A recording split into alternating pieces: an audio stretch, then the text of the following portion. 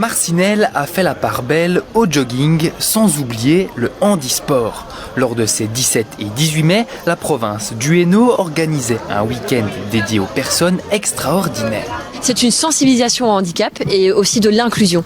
Donc c'est vraiment les deux thèmes phares de l'édition.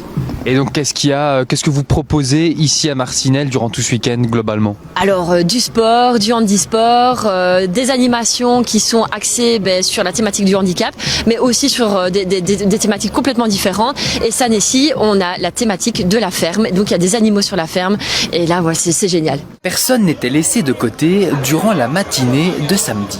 À 10h a démarré notre extra jogging, donc le jogging spécifique aux personnes porteuses de handicap, et à 10h15, le jogging du challenge du Hainaut. L'occasion de proposer deux joggings de 5 et 10 km.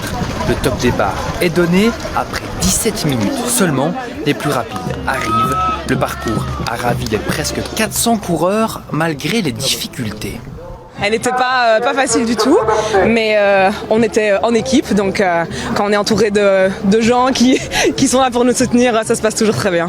C'est le meilleur moyen d'arriver à ses objectifs, franchement, c'est clairement de courir en communauté, entouré de plein de gens. J'adore tous les petits sentiers, ça tourne, etc.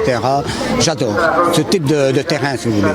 Le handisport avait totalement sa place durant l'épreuve. Ses participants ne diront pas le contraire. C'est exactement pour ça qu'on est là. Évidemment, dès qu'il est possible de courir pour la bonne cause, on essaie d'être présent. Parfois on est déçu parce qu'on ne court pas tellement bien.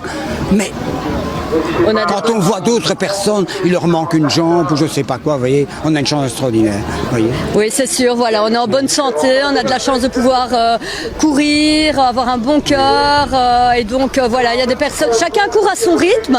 Pour ce qui est du sportif pur et dur, Franz Tassin s'est imposé sur le 10 km. Au niveau du 5 km, la première place est revenue à Nathalie Scanella. Chez les femmes, les gagnantes sont Audrey Bottemann et Adélaïde Mas-Franks. Dans les bois, c'est un peu chiant.